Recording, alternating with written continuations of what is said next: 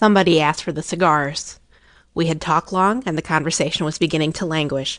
The tobacco smoke had got into the heavy curtains, the wine had got into those brains which were liable to become heavy, and it was already perfectly evident that, unless somebody did something to rouse our oppressed spirits, the meeting would soon come to its natural conclusion, and we, the guests, would speedily go home to bed, and most certainly to sleep. No one had said anything very remarkable. It may be that no one had anything very remarkable to say.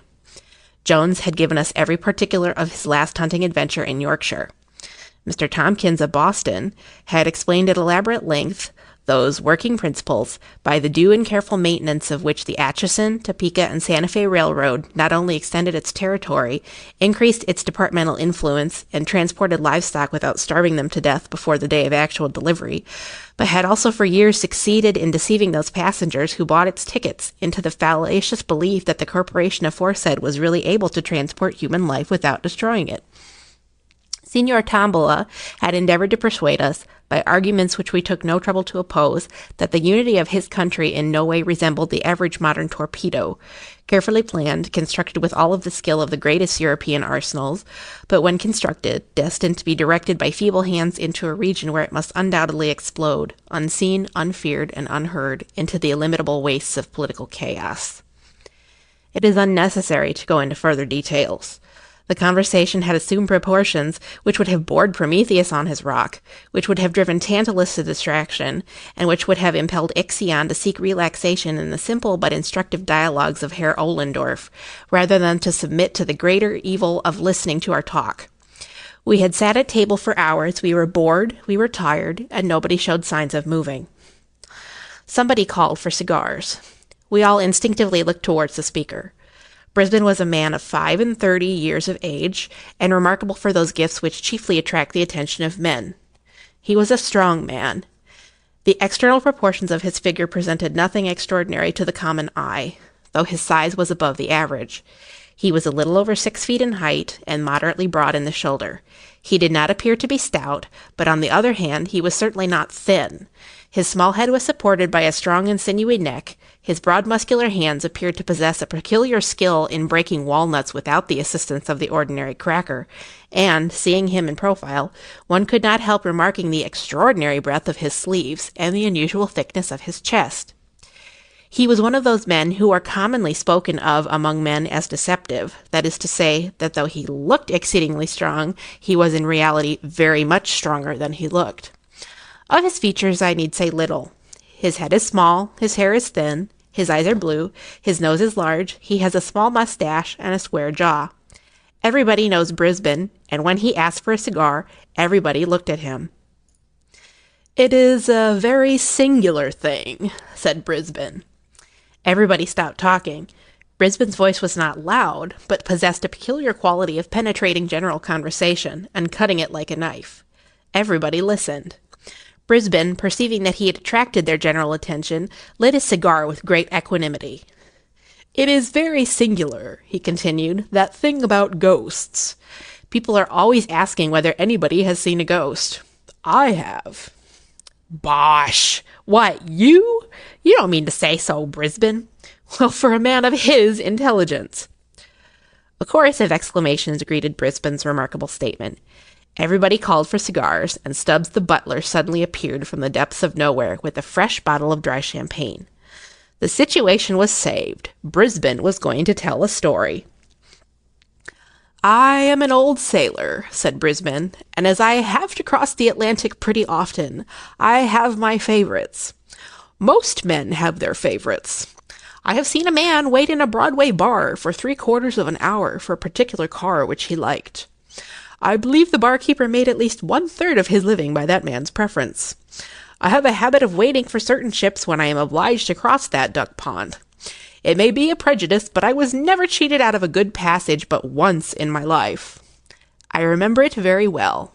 It was a warm morning in June, and the custom-house officials, who were hanging about waiting for a steamer already on her way up from the quarantine, presented a peculiarly hazy and thoughtful appearance. I had not much luggage. I never have. I mingled with the crowd of passengers, porters, and officious individuals in blue coats and brass buttons, who seemed to spring up like mushrooms from the deck of a moored steamer to obtrude their unnecessary services upon the independent passenger. I have often noticed with a certain interest the spontaneous evolution of these fellows. They are not there when you arrive. 5 minutes after the pilot has called, "Go ahead," they, or at least their blue coats and brass buttons, have disappeared from deck and gangway as completely as though they had been consigned to that locker which tradition unanimously ascribes to Davy Jones. But at the moment of starting, they are there, clean-shaved, blue-coated, and ravenous for fees. I hastened on board. The Kamtschatka was one of my favorite ships. I say was, because she emphatically no longer is. I cannot conceive of any inducement which could entice me to make another voyage in her. Yes, I know what you're going to say. She is uncommonly clean in the run aft, she has enough bluffing off in the bows to keep her dry, and the lower berths are most of them double. She has a lot of advantages, but I won't cross in her again. Excuse the digression. I got on board, I hailed a steward, whose red nose and redder whiskers were equally familiar to me. 105 lower berth, said I, in the businesslike tone peculiar to men who think no more of crossing the Atlantic than taking a whiskey cocktail at downtown Delmonico's. The steward took my portmanteau, greatcoat, and rug. I shall never forget the expression on his face. Not that he turned pale. It is maintained by the most eminent divines that even miracles cannot change the course of nature. I have no hesitation in saying that he did not turn pale, but from his expression I judged that he was either about to shed tears, to sneeze, or to drop my portmanteau. As the latter contained 2 bottles of particularly fine old sherry, presented to me for my voyage by my old friend Snigginson von Pickens, I felt extremely nervous. But the steward did none of these things. "Well, I'm damned," said he in a low voice, and led the way. I supposed my Hermes, as he led me to the lower regions, had had a little grog, but I said nothing, and followed him. 105 was on the port side, well aft. There was nothing remarkable about the stateroom. The lower berth, like most of those upon the Kamtschatka, was double. There was plenty of room, there was the usual washing apparatus, calculated to convey an idea of luxury to the mind of a North American Indian. There were the usual inefficient racks of brown wood, in which it is more easy to hang a large-sized umbrella than the common toothbrush of commerce. Upon the uninviting mattresses were carefully folded together those blankets which a great modern humorist has aptly compared to cold buckwheat cakes. The cushion of towels was left entirely to the imagination. The glass decanters were filled with a transparent liquid faintly tinged with brown, but from which an odor less faint, but not more pleasing, ascended to the nostrils, like a far-off seasick reminiscence of oily machinery. Sad-colored curtains half-closed the upper berth. The hazy June daylight shed a faint illumination upon the desolate little scene. Ugh, how I hate that stateroom! The steward deposited my traps and looked at me, as though he wanted to get away, probably in search of more passengers and more fees. It is always a good plan to start in favor with those functionaries, and I accordingly gave him certain coins there and then. "I'll try and make her comfortable all I can," he remarked, as he put the coins in his pocket. Nevertheless, there was a doubtful intonation in his voice which surprised me. Perhaps his scale of fees had gone up, and he was not satisfied. But on the whole I was inclined to think that, as he himself would have expressed it, he was the better for a glass. I was wrong, however, and did the man injustice. 2. Nothing especially worthy of mention occurred during that day. We left the pier punctually, and it was very pleasant to be fairly under way, for the weather was warm and sultry, and the motion of the steamer produced a refreshing breeze. Everybody knows what the first day at sea is like. People pace the decks and stare at each other, and occasionally meet acquaintances whom they did not know to be on board. There is the usual uncertainty as to whether the food will be good, bad, or indifferent, until the first 2 meals have put the matter beyond a doubt. There is the usual uncertainty about the weather, until the ship is fairly off Fire Island. The tables are crowded at first, and then suddenly thinned. Pale-faced people spring from their seats and precipitate themselves toward the door, and each old sailor breathes more freely as his seasick neighbor rushes from his side, leaving him plenty of elbow room and an unlimited command over the mustard. One passage across the Atlantic is very much like another, and we who cross very often do not make the voyage for the sake of novelty. Whales and icebergs are indeed always objects of interest, but after all, one whale is very much like another whale, and one rarely sees an iceberg at close quarters. To the majority of us, the most delightful moment of the day on board an ocean steamer is when we have taken our last turn on deck, have smoked our last cigar, and having succeeded in tiring ourselves, feel at liberty to turn in with a clear conscience. On that first night of the voyage, I felt particularly lazy, and went to bed in 105 rather earlier than I usually do. As I turned in, I was amazed to see that I was to have a companion. A portmanteau, very like my own, lay in the opposite corner, and in the upper berth had been deposited a neatly folded rug with a stick and umbrella. I had hoped to be alone, and I was disappointed, but I wondered who my roommate was to be, and I determined to have a look at him. Before I had been long in bed, he entered. He was, as far as I could see, a very tall man, very thin, very pale, with sandy hair and whiskers and colorless gray eyes. He had about him, I thought, an air of rather dubious fashion, the sort of man you might see in Wall Street, without being able precisely to say what he was doing there. The sort of man who frequents the Café Anglais, who always seems to be alone, and who drinks champagne. You might meet him on a race course, but he would never appear to be doing anything there either. A little overdressed, a little odd. There are 3 or 4 of his kind on every ocean steamer. I made up my mind that I did not care to make his acquaintance, and I went to sleep saying to myself that I would study his habits in order to avoid him. If he rose early, I would rise late. If he went to bed late, I would go to bed early. I did not care to know him. If you once know people of that kind, they are always turning up. Poor fellow! I need not have taken the trouble to come to so many decisions about him, for I never saw him again after that first night in 105. I was sleeping soundly when I was suddenly waked by a loud noise. To judge from the sound, my roommate must have sprung with a single leap from the upper berth to the floor. I heard him fumbling with the latch and bolt of the door, which opened almost immediately, and then I heard his footsteps as he ran at full speed down the passage, leaving the door open behind him. The ship was rolling a little, and I expected to hear him stumble or fall, but he ran as though he were running for his life. The door swung on its hinges with the motion of the vessel, and the sound annoyed me. I got up and shut it, and groped my way back to my berth in the darkness. I went to sleep again, but I have no idea how long I slept. When I awoke it was still quite dark, but I felt a disagreeable sensation of cold, and it seemed to me that the air was damp. You know, the peculiar smell of a cabin which has been wet with sea-water.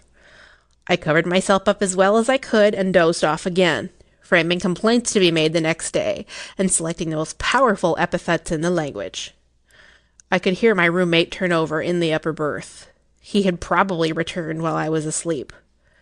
Once I thought I heard him groan, and I argued that he was seasick. That is particularly unpleasant when one is below. Nevertheless, I dozed off and slept till early daylight. The ship was rolling heavily, much more than on the previous evening, and the gray light which came in through the porthole changed in tint with every movement according as the angle of the vessel's side turned the glass seawards or skywards. It was very cold, unaccountably so for the month of June. I turned my head and looked at the porthole, and saw to my surprise that it was wide open and hooked back. I believe I swore audibly. Then I got up and shut it. As I turned back, I glanced at the upper berth. The curtains were drawn together. My companion had probably felt cold as well as I. It struck me that I had slept enough. The stateroom was uncomfortable, though. Strange to say, I could not smell the dampness which had annoyed me in the night. My roommate was still asleep. Excellent opportunity for avoiding him, so I dressed at once and went on deck. The day was warm and cloudy, with an oily smell in the water. It was 7 o'clock as I came out, much later than I had imagined. I came across the doctor, who was taking his first sniff of the morning air. He was a young man from the west of Ireland, a tremendous fellow, with black hair and blue eyes, already inclined to be stout. He had a happy-go-lucky, healthy look about him which was rather attractive. "Fine morning," I remarked by way of introduction. "Well," said he, eyeing me with an air of ready interest, "it's a fine morning and it's not a fine morning. I don't think it's much of a morning." "Well, no, it is not so very fine," said I. "It's just what I call fugly weather," replied the doctor. "It was very cold last night, too, I thought," I remarked. "However, when I looked about, I found that the porthole was wide open. I had not noticed it when I went to bed, and the stateroom was damp, too." "Damp," said he. "Whereabouts are you?"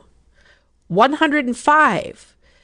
To my surprise, the doctor started visibly and stared at me. "What is the matter?" I asked. "Oh, nothing," he answered. "Only everybody has complained of that stateroom for the last 3 trips." "I shall complain too," I said. "It has certainly not been properly aired. It is a shame." "I don't believe it can be helped," answered the doctor. "I believe there is something— well, it is not my business to frighten passengers." "You need not be afraid of frightening me," I replied. "I can stand any amount of damp. If I should get a bad cold, I will come to you." I offered the doctor a cigar, which he took and examined very critically. "It is not so much the damp," he remarked. "However, I dare say you will get on very well. Have you a roommate?" "Yes, a deuce of a fellow who bolts out in the middle of the night and leaves the door open." Again the doctor glanced curiously at me. Then he lit the cigar and looked grave. "Did he come back?" he asked presently. "Yes. I was asleep, and I waked up and heard him moving. Then I felt cold and went to sleep again. This morning I found the porthole open." "Look here," said the doctor quietly. "I don't care much for this ship. I don't care a rap for her reputation. I tell you what I will do. I have a good-sized place up here. I will share it with you, though I don't know you from Adam." I was very much surprised at the proposition. I couldn't imagine why he would take such a sudden interest in my welfare. However, his manner as he spoke of the ship was peculiar. "You are very good, doctor," I said, "but really, I believe even now the cabin could be aired, or cleaned out, or something. Why do you not care for the ship?"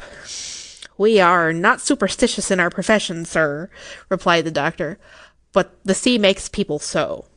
I don't want to prejudice you, and I don't want to frighten you, but if you will take my advice, you will move in here. I would as soon see you overboard," he added, "as know that you or any other man was to sleep in 105. "Good gracious, why?" I asked. "Just because on the last 3 trips the people who have slept there actually have gone overboard," he answered gravely. The intelligence was startling and exceedingly unpleasant, I confess. I looked hard at the doctor to see whether he was making game of me, but he looked perfectly serious. I thanked him warmly for his offer, but told him I intended to be the exception to the rule by which everyone who slept in that particular stateroom went overboard. He did not say much, but looked as grave as ever, and hinted that before we got across I should probably reconsider his proposal. In the course of time we went to breakfast, at which only an inconsiderable number of passengers assembled. I noticed that 1 or 2 of the officers who breakfasted with us looked grave. After breakfast I went into my stateroom in order to get a book. The curtains of the upper berth were still closely drawn. Not a word was to be heard. My roommate was probably still asleep. As I came out, I met the steward whose business it was to look after me. He whispered that the captain wanted to see me, and then scuttled away down the passage as if very anxious to avoid any questions. I went toward the captain's cabin and found him waiting for me. "Sir," said he, "I want to ask a favor of you." I answered that I would do anything to oblige him. "Your roommate has disappeared," he said. "He is known to have turned in early last night. Did you notice anything extraordinary in his manner?" The question coming, as it did, in exact confirmation of the fears the doctor had expressed half an hour earlier, staggered me. "You don't mean to say he's gone overboard?" I asked. "I fear he has," answered the captain. "This is the most extraordinary thing," I began. "Why?" he asked. "He is the fourth, then," I explained. In answer to another question from the captain, I explained, without mentioning the doctor, that I had heard the story concerning 105. He seemed very much annoyed at hearing that I knew of it. I told him what had occurred in the night. "What you say," he replied, "coincides almost exactly with what was told me by the roommates of 2 of the other 3. They bolt out of bed and run down the passage. 2 of them were seen to go overboard by the watch. We stopped and lowered boats, but they were not found. Nobody, however, saw or heard the man who was lost last night, if he is really lost. The steward, who is a superstitious fellow, perhaps, and expected something to go wrong, went to look for him this morning, and found his berth empty, but his clothes lying about, just as he had left them. The steward was the only man on board who knew him by sight, and he has been searching everywhere for him. He has disappeared. Now, sir, I want to beg you not to mention the circumstance to any of the passengers. I don't want the ship to get a bad name, and nothing hangs about an ocean-goer like stories of suicides. You shall have your choice of any one of the officers' cabins you like, including my own, for the rest of the passage. Is that a fair bargain?" "Very," said I, "and I am much obliged to you.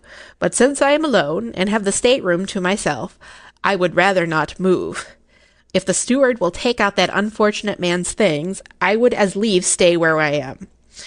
I will not say anything about the matter, and I think I can promise you that I will not follow my roommate." The captain tried to dissuade me from my intention, but I preferred having a stateroom alone to being the chum of any officer on board. I do not know whether I acted foolishly, but if I had taken his advice, I should have had nothing more to tell. There would have remained the disagreeable coincidence of several suicides occurring among men who had slept in the same cabin, but that would have been all. That was not the end of the matter, however, by any means. I obstinately made up my mind that I would not be disturbed by such tales, and I even went so far as to argue the question with the captain. There was something wrong about the stateroom, I said. It was rather damp. The porthole had been left open last night. My roommate might have been ill when he came on board, and he might have become delirious after he went to bed. He might even now be hiding somewhere on board, and might be found later. The place ought to be aired, and the fastening of the port looked to. If the captain would give me leave, I would see that what I thought necessary were done immediately. "Of course you have a right to stay where you are if you please," he replied rather petulantly, "but I wish you would turn out and let me lock the place up and be done with it." I did not see it in the same light, and left the captain, after promising to be silent concerning the disappearance of my companion. The latter had had no acquaintances on board, and was not missed in the course of the day. Towards evening I met the doctor again, and he asked me whether I had changed my mind. I told him I had not. "Then you will before very long," he said gravely. 3. We played whist in the evening, and I went to bed late. I will confess now that I felt a disagreeable sensation when I entered my stateroom. I could not help thinking of the tall man I had seen on the previous night, who was now dead, drowned, tossing about in the long swell, 200 or 300 miles astern. His face rose very distinctly before me as I undressed, and I even went so far as to draw back the curtains of the upper berth, though as to persuade myself that he was actually gone. I also bolted the door of the stateroom. Suddenly I became aware that the porthole was open and fastened back. This was more than I could stand. I hastily threw on my dressing gown and went in search of Robert, the steward of my passage. I was very angry, I remember, and when I found him I dragged him roughly to the door of 105 and pushed him towards the open porthole. "What the deuce do you mean, you scoundrel, by leaving that port open every night? Don't you know it is against the regulations? Don't you know that if the ship heeled and the water began to come in, 10 men could not shut it? I will report you to the captain, you blackguard, for endangering the ship." I was exceedingly wroth. The man trembled and turned pale, and then began to shut the round glass plate with the heavy brass fittings. "Why don't you answer me?" I said roughly. "If you please, sir," faltered Robert, "there's nobody on board as can keep this here port shut at night. You can try it yourself, sir. I ain't going to stop any longer on board of this vessel, sir. I ain't indeed. But if I was you, sir, I'd just clear out and go and sleep with the surgeon or something, I would. Look here, sir. Is that fastened what you may call securely or not, sir?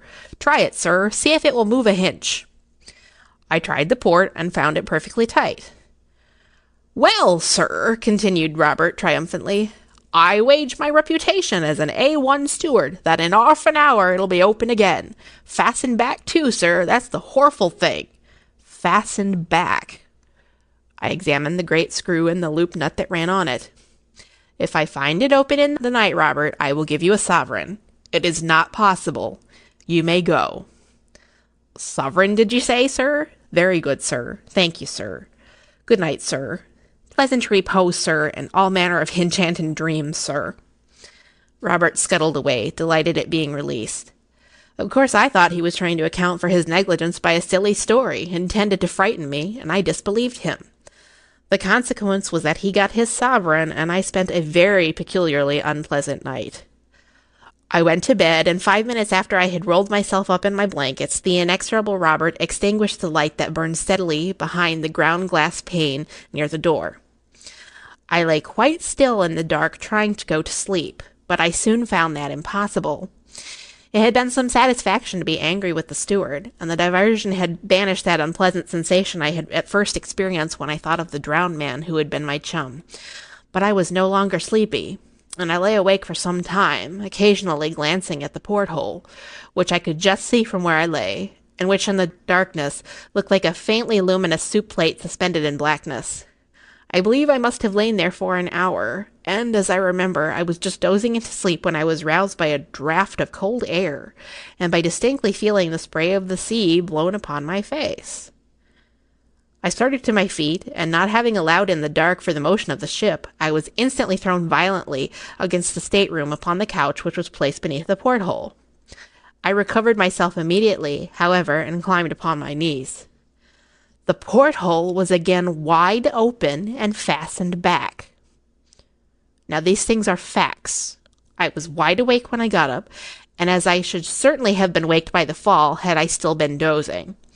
Moreover, I bruised my elbows and knees badly, and the bruises were there on the following morning to testify to the fact, if I myself had doubted it. The porthole was wide open and fastened back. A thing so unaccountable that I remember feeling very well astonishment rather than fear when I discovered it. I at once closed the plate again and screwed down the loop nut with all my strength. It was very dark in the stateroom. I reflected that the port had certainly been opened within an hour after Robert had at first shut it in my presence, and I determined to watch it and see whether it would open again. Those brass fittings are very heavy and by no means easy to move. I could not believe that the clump had been turned by the shaking of the screw. I stood peering out through the thick glass at the alternate white and gray streaks of the sea that foamed beneath the ship's side. I must have remained there a quarter of an hour. Suddenly, as I stood, I distinctly heard something moving behind me in one of the berths. And a moment afterwards, just as I turned instinctively to look, though I could, of course, see nothing in the darkness, I heard a very faint groan. I sprang across the stateroom and tore the curtains of the upper berth aside, thrusting in my hands to discover if there were anyone there. There was someone. I remember that the sensation as I put my hands forward was as though I were plunging them into the air of a damp cellar, and from behind the curtain came a gust of wind that smelled horribly of stagnant seawater. I laid hold of something that had the shape of a man's arm, but was smooth and wet and icy cold.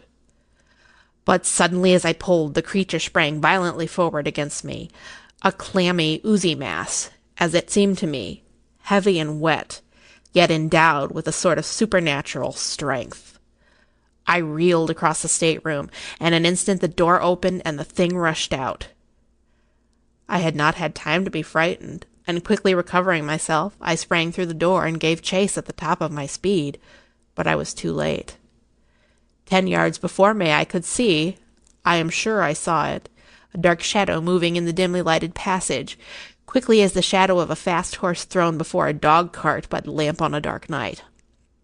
But in a moment it had disappeared, and I found myself holding onto the polished rail that ran along the bulkhead where the passage turned towards the companion. My hair stood on end, and the cold perspiration rolled down my face. I am not ashamed of it in the least. I was very badly frightened. Still, I doubted my senses and pulled myself together. It was absurd, I thought. The Welsh rarebit I had eaten had disagreed with me. I had been in a nightmare. I made my way back to my stateroom and entered it with an effort. The whole place smelled of stagnant seawater, as it had when I had waked on the previous evening. It required my utmost strength to go in and grope among my things for a box of wax lights. As I lighted a railway reading lantern, which I always carry in case I want to read after the lamps are out, I perceived that the porthole was again open, and a sort of creeping horror began to take possession of me, which I never felt before, nor wish to feel again.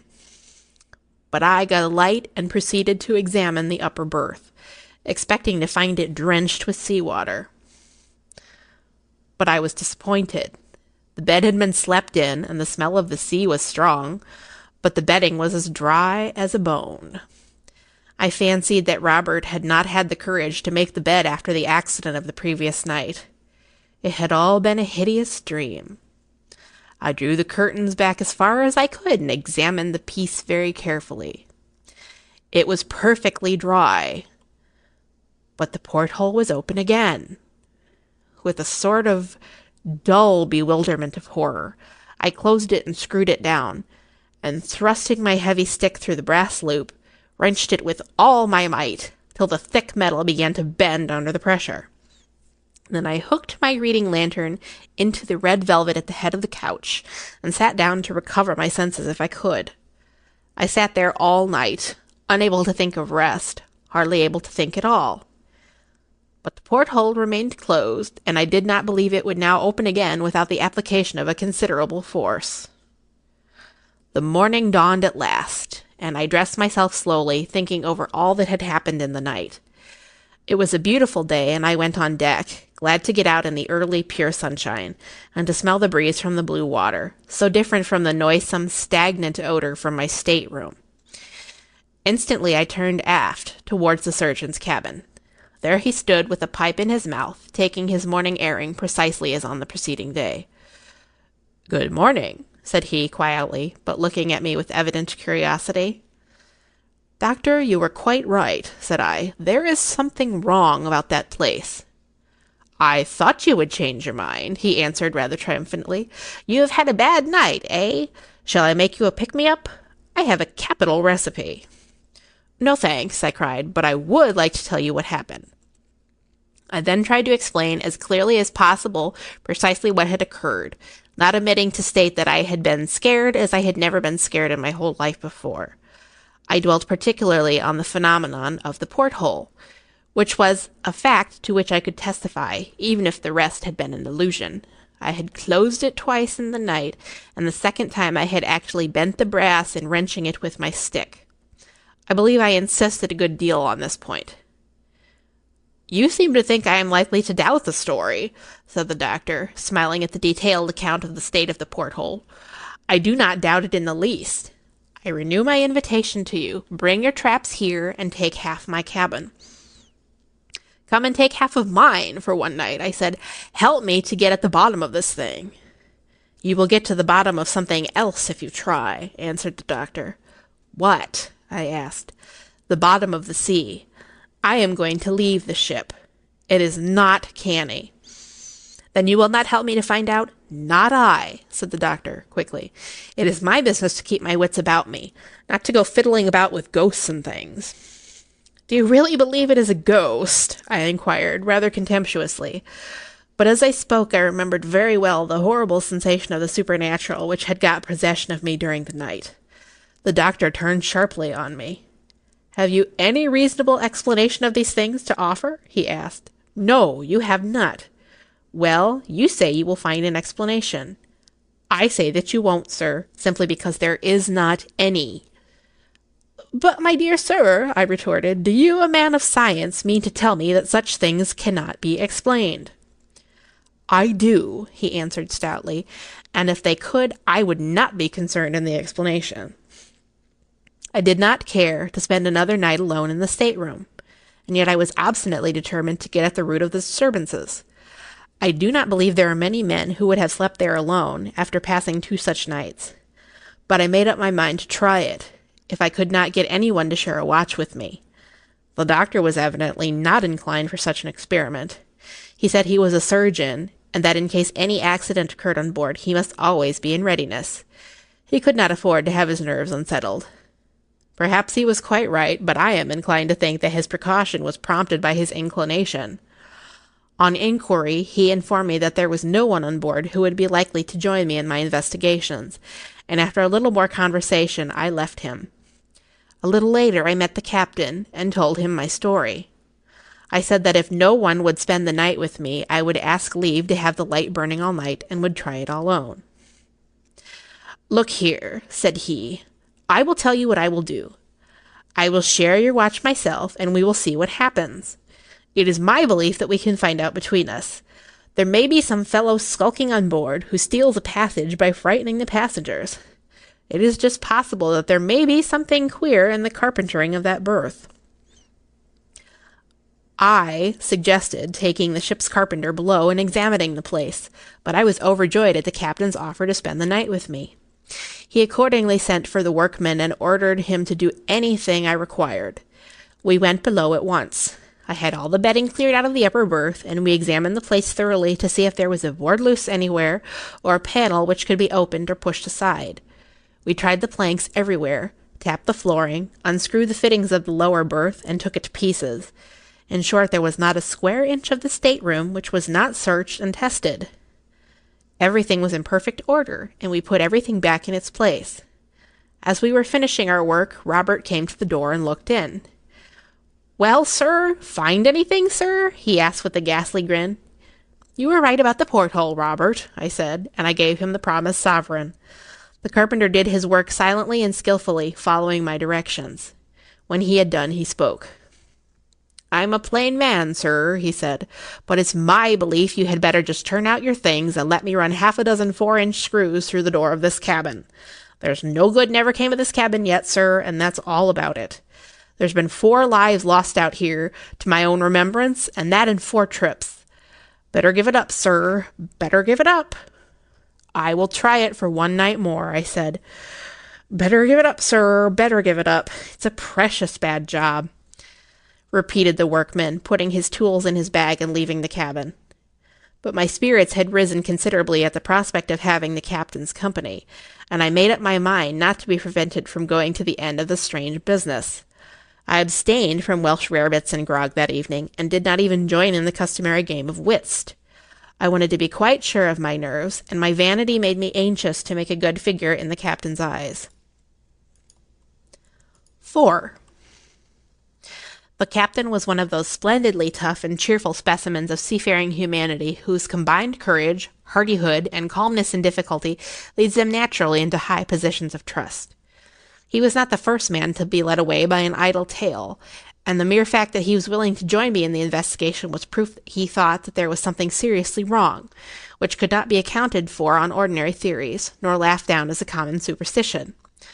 To some extent, too, his reputation was at stake, as well as the reputation of the ship. It is no light thing to lose passengers overboard, and he knew it.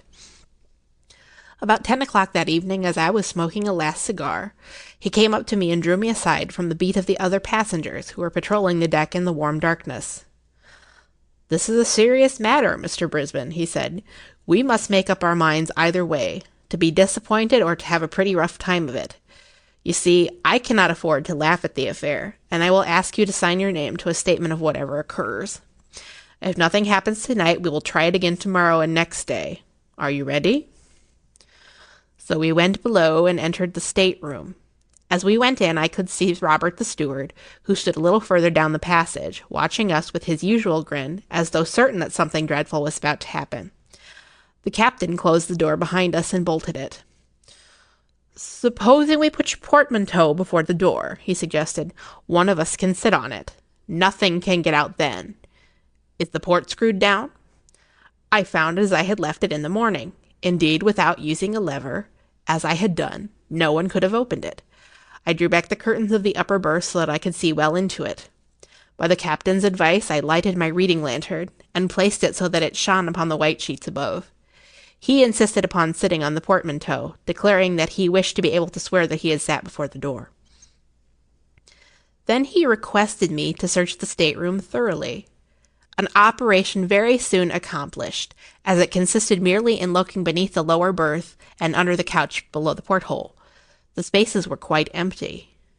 It is impossible for any human being to get in, I said, or for any human being to open the port. Very good, said the captain calmly. If we see anything now, it must be either imagination or something supernatural. I sat down on the lower edge of the berth. The first time it happened, said the captain, crossing his legs and leaning back against the door, was in March. The passenger who slept here in the upper berth turned out to have been a lunatic. At all events, he was known to have been a little touched, and he had taken his passage without the knowledge of his friends. He rushed out in the middle of the night and threw himself overboard, before the officer who had the watch could stop him. We stopped and lowered a boat. It was a quiet night, just before that heavy weather came on, but we could not find him. Of course, his suicide was afterwards accounted for on the grounds of his insanity. I suppose that often happens, I remarked, rather absently. Not often, no, said the captain. Never before in my experience, though I have heard of it happening on board of other ships. Well, as I was saying, that occurred in March. On the very next trip— What are you looking at? He asked me, stopping suddenly in his narration. I believe I gave no answer. My eyes were riveted upon the porthole. It seemed to me that the brass loop nut was beginning to slowly turn upon the screw, so slowly, however, that I was not sure it moved at all. I watched it intently, fixing its position in my mind, and trying to ascertain whether it changed. Seeing where I was looking, the captain looked too. "It moves!" he exclaimed, in a tone of conviction. "No, it does not," he added after a minute. "If it were the jarring of the screw," said I, "it would have opened during the day, but I found it this evening jammed tight as I left it this morning." I rose and tried the nut. It was certainly loosened, for by an effort I could move it with my hands. "The queer thing," said the captain, "is that the second man who was lost is supposed to have got through that very port. We had a terrible time over it. It was in the middle of the night, and the weather was very heavy. There was an alarm that one of the ports was open and the sea running in. I came below and found everything flooded, the water pouring in every time she rolled, and the whole port swinging from the top bolts, not the porthole in the middle.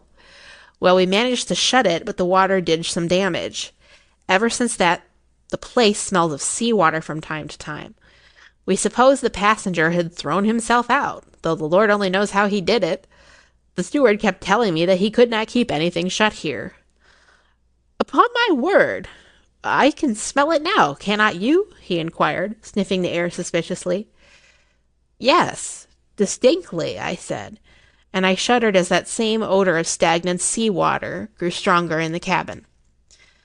"Now, to smell like this, the place must be damp," I continued, "and yet when I examined it with the carpenter this morning, everything was perfectly dry.